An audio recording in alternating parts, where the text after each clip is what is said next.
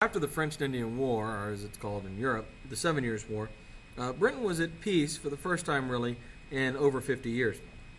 But they were also broke, and they were in serious need of revenue. One of the things that's going to happen is they are going to redefine their relationship with the colonies in the wake of the war the colonies had started.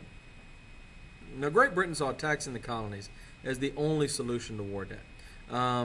They felt the colonists were responsible for one thing.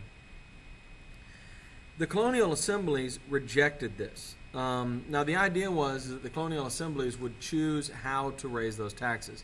So the taxes would so basically the colonial assemblies would be given a bill, each of the 13, and then they would come up with how to get the money. But the colonial assemblies refused to do this. Now, about this same time, England's new king, George III, has come to the throne. Now, George I and George II, as I mentioned before, did not really have much interest in being king. They liked the being rich part, but they didn't take much interest in government. George III comes to the throne, and he is insecure, and he's not particularly bright, and he is fairly desperate to prove himself, prove that he was a great man. And so he wants to become the first king in a number of generations to exert a firm control over his empire. Which might have been okay, except as I mentioned before, he wasn't terribly bright and he was insecure. It's also apparently true that he suffered from a rare condition that drove him insane. In his younger years, he would go through periods of insanity, and in his later years, he was just crazy all the time. In 1763, he's going to appoint a prime minister named George Grenville to help him run his empire. Now, the first issue the British want to deal with is not having another French and Indian War. The Ottawa, under their leader Pontiac, are still trying to defend the Ohio River Valley that the war was fought over, right, from British incursion. And so the British issue the Proclamation Act of 1763, which draws this line here down the Appalachian Mountains and tells the settlers they're not allowed to cross the line.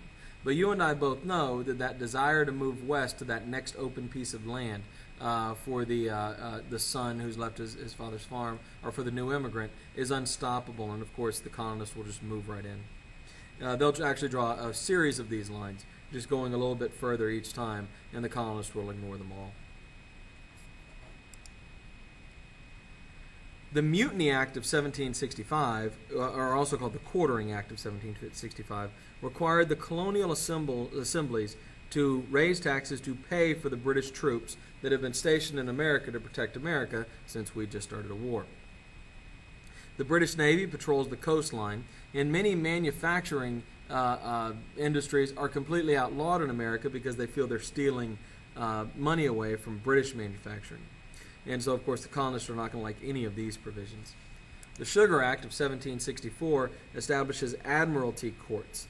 These revoke trial by jury from smugglers. So that means that if you're caught smuggling to avoid these British taxes, you will not be tried in front of a jury of Americans who are going to be very sympathetic to you. You will be tried in front of a jury of Englishmen who will not be sympathetic to you, or you'll just be tried in front of a British naval official who's really not going to be sympathetic to you. And so for smugglers particularly, this was a disastrous law. In that same year of 1764, the Currency Act is passed. This bans the colonies from printing any money at all, which of course is going to dramatically slow down the colonial economy. In 1765, the Stamp Act will be passed, but I'm going to get into detail on that in the next video. In the beginning, the colonists are busy fighting each other. Remember, they have more loyalty to England than they do their neighboring colony. And this tends to be an East versus West conflict, where the money is along the coast, where the east, on the Atlantic coast. And the further you go into the country, into the west, you get poor backwoods farmers. Two examples of this would be the Paxton boys in Pennsylvania, who will rebel against high Pennsylvania taxes and move into the east and start a little war there. And then the Regulator movement in South Carolina, which would be the same thing, or North Carolina, excuse me, which would be poor Carolina farmers rejecting the taxes. But the Grenville program, the Currency Act, the Sugar Act, the Quartering Act, and the Proclamation Act, hurt all of these groups and united them in opposition to the British program. The Westerners didn't really like it because they couldn't move west, and that's what they wanted, all that new land out there. And of course, the Easterners didn't like it because it raised taxes on them, but it also cut down on smuggling and manufacturing, which were two ways they were making money. And of course, nobody liked the sugar tax.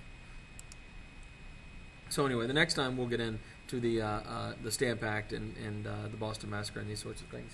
But for now, this is how it's this period in the 1763, 1764, where the colonies begin to see themselves as maybe a little more united than they thought, and the British royal government as the enemy.